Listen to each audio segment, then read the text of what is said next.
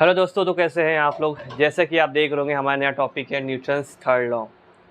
अभी हम जो चैप्टर पढ़ रहे हैं उसके अंदर हम क्या क्या फोर्स की स्टडी कर रहे हैं। मीन्स जो हम कॉजेस देखते हैं कि कोई चीज़ में एक्सेलरेशन हो रहा है तो उसके पीछे जो कॉज होता है उसे हम कहते हैं फोर्स। फोर्स एंड मोशन जो चैप्टर हम पढ़ रहे हैं, तो हम देखते हैं कि जब हम फोर्स चैप्टर पढ़ रहे हैं फोर्स चैप्टर की, तो न्यूटन्स जो लॉ बने हैं फर्स्ट सेकेंड थर्ड लॉ कैसे बने होंगे। तो अगर हम इसको पैटर्न में याद करना चाहें चीज़ें कैसे हुई होंगी, तो मैं बताना चाहता हूँ लॉजिक देखिए कॉन्सेप्ट। और मुझे लगता है ऐसे ही लॉ बना भी होगा। मान लेते कोई ऑब्जेक्ट हम स्टडी करें, किसी भी सिस्टम की स्टडी कर रहे हैं, तो हमने इसलिए उसकी स्टडी किया तो हमने पाया कि वो स्टडी ऑफ रेस्ट हो सकता है, मीन्स स्टेट ऑफ रेस्ट, या स्टेट ऑफ मोशन में हो सकता है, यूनिफॉर्म मोशन में। तो हम कह देंगे कि ठीक है, जो हमने पाया है state of rest, state of motion, इसको हम कहेंगे न्यूटन्स फर्स्ट लॉ है। अब अगर हम उसके जो भी स्टेट को चेंज करना चाहें तो मुझे कुछ एक चीज़ अप्लाई करना पड़ेगा, इसको हम कहते हैं फोर्स। तो न्यूटन का सेकंड लॉ क्या हो गया कि अगर मैं किसी भी ऑब्जेक्ट के जो नेचुरल जो स्टेट था, पहले का स्टेट, उसको हम चेंजेस ला रहे हैं उसके अंदर। अगर रेस्ट पे तो मोशन कर रहे हैं, मोशन है तो उसको एक्सलेट करा रहे हैं, तो हमें क्या करना पड़ेगा, फिजिकली क्या करना पड़ेगा, फोर्स अप्लाई करना पड़ेगा। अब फोर्स बहुत एक तरीके से हो सकते हैं, हम पढ़े उसके बारे में। तो ये हो गया न्यूटन सेकंड लॉ। अब फिर देखा गया ठीक है, अगर हमने उस पर फोर्स अप्लाई किया, उसके अंदर एक्सेलेरेशन होगा, उसके पहले जो इनिशियल स्टेट थी उसमें चेंजेस हुई। क्या अगर हम जब फोर्स अप्लाई कर रहे हैं या जो सराउंडिंग फोर्स अप्लाई कर रही है, ठीक है, तो उसके अंदर जब हम अप्लाई करते हैं फोर्स, क्या हमारे अंदर चेंज हो रहा है। मीन्स जो फोर्स अप्लाई कर रहा है सराउंडिंग या हम कर रहे हैं, तो हमारे में क्या इफेक्ट दिख रहा है, वो हो जाता है हमारा न्यूटन का थर्ड लॉ। तो न्यूटन्स का थर्ड लॉ क्या होता है कि न्यूटन्स के थर्ड लॉ में ये बोला गया है, अगर कोई हम ऑब्जेक्ट है या सिस्टम में, अगर हम उसे फोर्स लगा रहे हैं, या दो कोई सिस्टम दो बॉडीज़ है, अगर एक दूसरे फोर्स लगा रही हैं, तो जो फोर्स लगा रही है एक दूसरे के अपोजिट होगा और इक्वल मैग्नीट्यूड होगा, डायरेक्शन में अपोजिट और इक्वल मैग्नीट्यूड में होगा। अब देखिए, मैं इतना आपको कहानी की बता रहा हूँ, कहानी इसलिए बता रहा हूँ कि चीज़ वो समझिए। जब हम किसी भी सब्जेक्ट को स्टडी करते हैं, पढ़ते हैं, तो उसमें एक मेन बात होती है कि हम चीज़ों को जोड़ना आना चाहिए, हमें सभी चीज़ों को बुनना आना चाहिए, ठीक है। तो जितना अच्छा हम किसी चीज़ को जोड़ सकेंगे, यूनाइटेड मतलब यूनाइट कर सकेंगे, उतना अच्छा हम उस चीज़ों को समझ सकते हैं। हाँ, तो हर सब्जेक्ट चाहता है कि अगर किसी भी सब्जेक्ट को में आपको अच्छे से करना है, पढ़ना है, स्पेसिफिक फिजिक्स की बात करें, तो आपको समझना पड़ेगा कि बहुत सारी जो लॉजिक मतलब बहुत सारी जो थेरीज़ हैं, जो बहुत सारे लॉज हैं, अगर हम कैसे क्या अप्लाई करें, कैसे कॉन्सेप्ट को इमेजिन करें कि सभी को हम एक साथ जोड़ लें, ठीक है। अभी आप देखेंगे हमारे चैप्टर मतलब जो हम पढ़ रहे हैं चैप्टर्स में, आप देखेंगे कि हमने चार सब टाइप के फोर्सेस थे, चारों फोर्स की अलग अलग जो भी थे प्रॉपर्टी थी, अलग अलग मतलब चीज़ों का से फोर्स आया है कि नहीं। अभी हमें उतना ब्रॉडली नहीं मालूम है, लेकिन जो भी मालूम उतना है। हमारे बहुत सारे साइंटिस्ट ट्राई कर रहे हैं कि जो हम चीज़ें पढ़ते हैं, जो हमारे सब्जेक्ट के इतने सारे पार्ट्स हो गए, कोई एक ऐसा कॉमन प्रिंसिपल मिल जाए या लॉ मिल जाए जिससे सभी चीज़ों को एक साथ एक्सप्लेन किया जाए। अगर ऐसा हो जाएगा तो हम चीज़ों को बहुत आसानी से समझ सकेंगे। कुछ ना कुछ तो होगा ज़रूर ऐसा। तो इसके पीछे बहुत सारे साइंटिस्ट काम किए थे, उसमें से एक थे हमारे बहुत अच्छे साइंटिस्ट स्टीफन हॉकिंग। आप देखे होंगे एक व्हील चेयर पे बहुत महान वैज्ञानिक थे, जो व्हील चेयर में 20 से 21 साल में उनको क्या होता कुछ पैरालिसिस हो गया था, इस वजह से वो व्हील चेयर पे थे। हाँ, डॉक्टर कह दिए थे बस 5-6 महीने जिएंगे, उसके बाद नहीं जिएंगे, लेकिन उनकी अंदर जो उम्मीद थी, मोटिवेशन था किसी भी चीज़ को लेकर, वो बहुत ज़्यादा था, इस वजह से वो और भी दिन चले, ठीक है नहीं। तो उन्होंने अपनी थ्योरी दी थी, थ्योरी ऑफ एवरीथिंग। वो सभी चीज़ों को एक चीज़ से एक्सप्लेन करना चाहते थे, सभी चीज़ों को यूनाइट करना चाहते थे। तो जब आप किसी भी चीज़ का यूज़ करके दूसरी चीज़ में जैसे अगर हम किसी मैथ्स के फॉर्मूले को पढ़े हैं, मैथ्स के कॉन्सेप्ट या किसी भी कॉन्सेप्ट को पढ़े हैं, उसका यूज़ कर किसी और सवाल को कर सकें, ठीक है, तो हो जाता क्या, आपने अपने नॉलेज का यूज़ किया अच्छे से, आपने बहुत सारी चीज़ों को जोड़ना स्टार्ट कर दिया। अब बहुत सारे सम्स को मतलब जैसे मैथ्स पढ़ते हैं कुछ, हाँ, तो जो सम्स करते हैं, जो फॉर्मूले होते हैं हम फिजिक्स में यूज़ करते हैं, क्या उसका अच्छे से यूज़ कर पा रहे हैं। जब अच्छे से यूज़ कर पाएंगे तो क्या करें, आप दोनों को यूनाइट कर पा रहे हैं। तो जितना अच्छा आप यूनाइट कर पाएंगे, लोगों चीज़ों को जोड़ पाएंगे, उतना अच्छा आप किसी चीज़ को समझ पाएंगे और समझा पाएंगे, और समझने में आसानी भी होती है। जिससे आप हिस्ट्री पढ़ते हैं, अगर हिस्ट्री को आप कहानी की तरह पढ़ें एक टाइम बाय टाइम, तो उसको समझना आसान होता है। बीच में से अगर पढ़ लेंगे कभी आगे कभी पीछे तो समझ नहीं पाएंगे। वैसे ही फिजिक्स बाकी सब सब्जेक्ट में भी होता है। तो इसलिए मैं बता रहा था शुरुआत में, फर्स्ट लॉ कैसे आया, सेकंड लॉ कैसे आया, थर्ड लॉ कैसे आया, आप समझ गए होंगे, याद करने में कोई दिक्कत होगी नहीं। तो थर्ड लॉ को देखते हैं, क्या कहा गया थर्ड लॉ में। अगर आप शॉर्टकट में देखिए, जो थर्ड लॉ की जो डेफिनेशन होती है, हम क्या कहते हैं, every action have equal and opposite reaction. समझ रहे हैं, इसका ये मतलब हुआ कि अगर जितना ही आप फोर्स लगा रहे हैं किसी ऑब्जेक्ट पे, वो ऑब्जेक्ट आपको सेम फोर्स से अप्लाई कर होता है, ठीक है। तो ये हुआ हमारा नॉर्मल डेली लाइफ भाषा में। लेकिन अगर को अब अच्छे से देखना चाहें तो ये व्हेन टू बॉडीज़, जब दो बॉडीज़ हों, इसको सिस्टम भी कह सकते हैं, इंटरेक्ट, दोनों में इंटरेक्शन होना चाहिए। जब इंटरेक्शन होगा तो forces on the one bodies from each other are always equal in magnitude and opposite in direction. Means दो बॉडीज़ हैं, दोनों में इंटरेक्शन हुआ, मीन्स लड़े, जो भी हुआ, तो क्या होगा, फोर्स अप्लाई होता है एक दूसरे पे। जो फोर्स अप्लाई होगा एक बॉडी पे दूसरे बॉडी पे, ये दूसरे क्या होंगे, मैग्नीट्यूड में बराबर होंगे और अपोजिट डायरेक्शन होंगे। समझ रहे हैं? इसको हम पढ़ते एक एग्जाम्पल को लेके करते हैं, समझ में आएगा आपको। एग्जाम्पल को देखते हैं, इसको हटाते भी। एग्जाम्पल में देखते हैं हमारे पास क्या है, एक मान लीजिए एक सरफेस है, सरफेस पे क्या है हमारा, क्रेट बोल सकते हैं, और इस पर एक बुक जो है अलाइन है, एक क्या बुक है, ये हमारा बुक है, ये क्रेट है। तो देखेंगे अगर मैं लिखूँ FCB, FBC लिख देते हैं पहले, FBC, ये क्या डिफाइन कर रहा हूँ, force on book due to crate. तो देखिए क्या डिफाइन किया जा रहा है, वो भी बहुत ज़रूरी रखता है, मायने रखता है। FCB force on crate due to book, जो बुक है हमारी, है कि नहीं। तो देखेंगे जब हम बात की दो बॉडीज़, तो देखिए दो बॉडीज़ हैं, इंटरेक्ट कर रही मीन्स दूसरे पे फोर्स अप्लाई कर रही हैं। तो हम जो फोर्स की स्टडी करते हैं, अभी देखिए इस बुक पे कुछ फोर्स लग रहा होगा, हाँ, इस बुक पे कुछ फोर्स लग रहा होगा, तो हम फोर्स को देखेंगे क्या बोलेंगे, इसको हम FBC, इस पर कुछ फोर्स लग रहा होगा, इसको कहते हैं क्या, FCB, force on book due to crate, force on crate due to book. तो इसमें हमें दोनों क्या लेना है, दोनों सिस्टम को लेकर चलना है, दोनों ऑब्जेक्ट को लेकर चलना है। तो जब हम इसको स्टडी करेंगे तो हम पाएंगे क्या, इंटरेक्शन की बात, कि जो इनका मैग्नीट्यूड होता है, अगर मैं FCB लिखूँ, क्या लिखूँ, FBC इक्वल टू क्या हो जाएगा, FCB, मैंने वेक्टर साइन दिया, मीन्स ये मैग्नीट्यूड है, क्या होगा, मैग्नीट्यूड इक्वल होंगे, जो फोर्स अप्लाई हो रहे हैं बुक से क्रेट पे, क्रेट से बुक पे, वो क्या होगा, मैग्नीट्यूड में इक्वल होंगे। अगर मैं इसको डायरेक्शन के साथ भी लेके चलूँ तो क्या होगा, अगर मैं इसको वेक्टर फॉर्म में लूँ FBC, तो हो जाएगा माइनस FCB, क्या, अपोजिट इन डायरेक्शन, तो देखिए जो हम डेफिनेशन देखो सब आगे कि नहीं, दो ऑब्जेक्ट है, बॉडीज़ है, इंटरेक्ट कर रही हैं, उनका मैग्नीट्यूड सेम होगा और डायरेक्शन भी अपोजिट होंगे। यहाँ पे डायरेक्शन और मैग्नीट्यूड दोनों आ गए, माइनस मीन्स अपोजिट डायरेक्शन में। अगर मैं इसको देखूँ, इस एग्जाम्पल के लिए आप इसको महसूस कर सकते हैं। आप क्या करिए, एक दीवार है, दीवार पे ऐसे आप टेका ले लिए, लाइन हो गए, तो देखेंगे दीवार को आप धक्का दे रहे हैं, मतलब force on wall due to the us, means body मान लेते अपना, तो क्या जगह FWB means force on all on due to the body, और वॉल भी आपको पुश करी दूसरे डायरेक्शन में, है कि नहीं। तो force on body due to wall, देखेंगे दूसरे के अपोजिट डायरेक्शन में, आप इसको धक्का दे रहे हैं, उस साइड जा रहा है, वो आपको धक्का दे रहा है, हम इस साइड है, तो दोस्तों के एक दूसरे के अपोजिट होते हैं, तो इसलिए हम लिखते हैं क्या, अपोजिट, और मैग्नीट्यूड बराबर होगा, क्या होगा, मैग्नीट्यूड बराबर, जितना तेज उसको धक्का देंगे उतना तेज आपको धक्का देगी। अगर मैग्नीट्यूड बराबर ना हो तो ये सब मोशन करना स्टार्ट कर देंगे, ठीक है नहीं। तो ये हो गया हमारा एग्जाम्पल समझने के लिए। अब जो ये फोर्स होता है, जो हमने देखा है, इक्वल एंड अपोजिट फोर्स, इसको हम कहते हैं third law, pair of forces, इसी को हम कहते हैं एक्शन रिएक्शन पेयर। इससे आप देखते होंगे एक्शन रिएक्शन पेयर किसको कहते हैं, इसी को कहते हैं, इसी फोर्स को हम कहते हैं action reaction pair of force.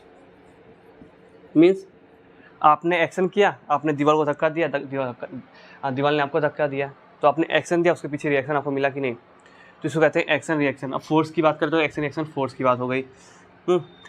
तो जब हम थर्ड लॉ की बात करते हैं, कुछ मुद्दे देखने पड़ेंगे, कंडीशन करना चाहिए। जब थर्ड लॉ की बात करते हैं फोर्सेस की, तो उसमें पहली बात दो बॉडी होनी चाहिए, टू इंटरैक्टिंग बॉडी होनी चाहिए, कभी भी जब होगी, हाँ,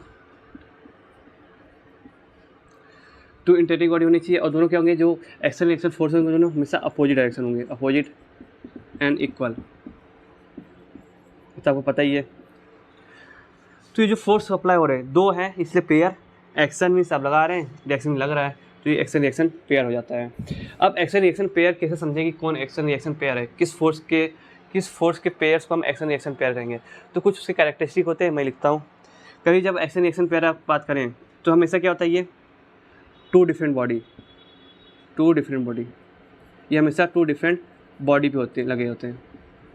पहले ये देखना है कंडीशन, और ये दोनों अपोजिट होते हैं,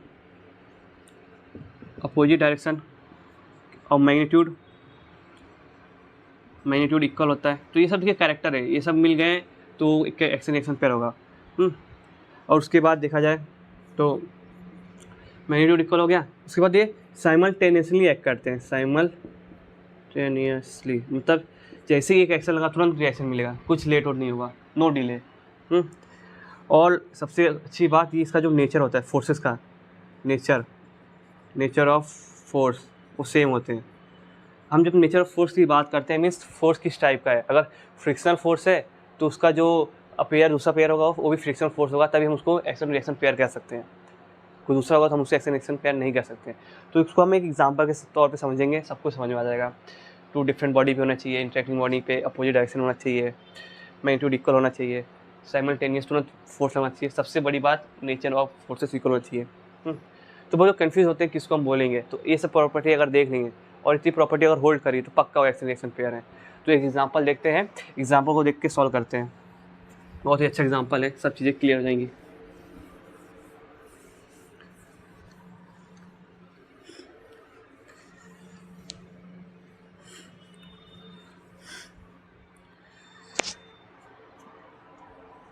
मान लेते हैं हमारे पास क्या है, हम लिखते एक अर्थ लेते हैं, क्या हमारा ये अर्थ है,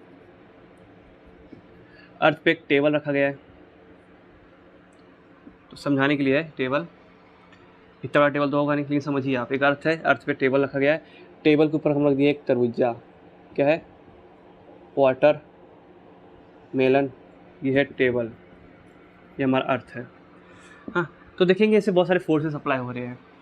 इसको देखेंगे तो इस पर ग्रेविटी लग रही है, फिर इस पर नॉर्मल फोर्स भी लग रहा है, अगर इस पर देखेंगे है कि नहीं, तो बहुत सारे फोर्सेस अप्लाई हो रहे हैं। तो पहले आपको पता होना चाहिए कि कौन सा फोर्स लग रहा है। अगर इसकी बात करेंगे तो gravitation force downward, normal force. अगर इस टेबल की बात करें, सिस्टम मान लें, तो इस पर ग्रेविटेशन फोर्स, फिर दूसरा इसके वास्ते एक नॉर्मल फोर्स, और अर्थ के सरफेस पर भी नॉर्मल फोर्स लग रहा है। अर्थ की बात करें, अर्थ पे इसके वजह से फोर्स लग रहा है, ग्रेविटेशन भी लग रहा है, और इसके वजह से भी ग्रेविटेशन लग रहा है, और नॉर्मल फोर्स लग ही रहा है। सब फोर्सेस हैं। तो हमें क्या करना है, इसमें हमें देखना कि कौन से एक्शन रिएक्शन पेयर हो सकते हैं फोर्सेस। तो अगर मैं लिखूँ क्या, अगर मैं लूँ किसको, वाटरमेलन को अगर ले लूँगा, कंसिडर कर लूँ, तो अगर वाटरमेलन कंसिडर कर लूँ तो इस पर को दो फोर्स लग रहा होगा। एक फोर्स लग रहा है किसको हम नॉर्मल फोर्स कर सकते हैं, या कर सकते हैं फोर्स, अगर मैं अच्छे जगह से force on watermelon due to the table, अपॉर्ड लग रहा है। एक दूसरा फोर्स लग रहा है क्या, एफ जी बोलो, या force on watermelon due to the earth, means watermelon और अर्थ, है कि नहीं। तो देखिए हमारा वाटरमेलन रुका हुआ है, एफ डब्ल्यू वी दोनों इक्वल भी हैं। क्या ये हमारे पेयर ऑफ द फोर्सेस होंगे, एक्शन रिएक्शन पेयर फोर्स होंगे। तो देखिए अगर हम एक्शन रिएक्शन पेयर की बात करते हैं, क्या वो कंडीशन सेटिस्फाई कर रहा है। पहला क्या, टू डिफरेंट बॉडी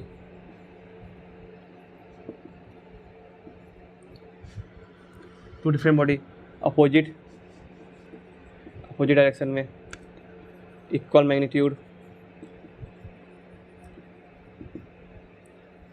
और साइमल्टेनियसली तुरंत लगना चाहिए, और लास्ट का nature of the forces same होना चाहिए। नेचर ऑफ फोर्स में फ्रिक्शन तो फ्रिक्शन, ग्रेविटेशन ऐसे होने चाहिए। तो यहाँ देखेंगे पहला ही कंडीशन होल्ड नहीं कर रहा है, मीन्स जो है एफ डब्ल्यू टी है ये माइनस एफ डब्ल्यू ई है, मैग्नीट्यूड भी बराबर है देखेंगे तो, लेकिन क्या हो गया कि ये एक ही बॉडी पर लग रहा है, दो बॉडी पर नहीं लग रहा है, तो ये हमारा पेयर ऑफ फोर्स नहीं होगा। Means F W T and F W E R not pair, action reaction pair, ये दोनों एक्शन रिएक्शन पेयर नहीं कहलाएंगे, है कि नहीं। अब दूसरा चीज़ देख के चलते हैं। अब हम देखें क्या, हम लेते ये और ये क्या है हमारा वाटरमेलन। वाटरमेलन में फोर्स लग रहा होगा, एक force of watermelon due to the earth. अब फोर्स मीन्स ग्रेविटेशन फोर्स की बात कर रहे हैं, मास कैसे लग रहा है, force on earth due to watermelon. तो देखेंगे यहाँ पे जो फोर्सेस हैं क्या है, ग्रेविटेशन फोर्सेस हैं और दोनों अपोजिट डायरेक्शन में हैं। क्या है ये जो FWE है ये सब ग्रेविटेशन क्या है, ग्रेविटेशनल फोर्स, ग्रेविटेशनल फोर्स हम on watermelon due to earth. ऐसे ही अगर मैं FEW की बात करूं, ग्रेविटेशनल फोर्स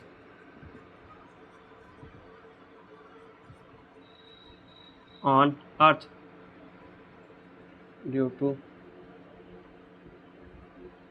वाटरमेलन।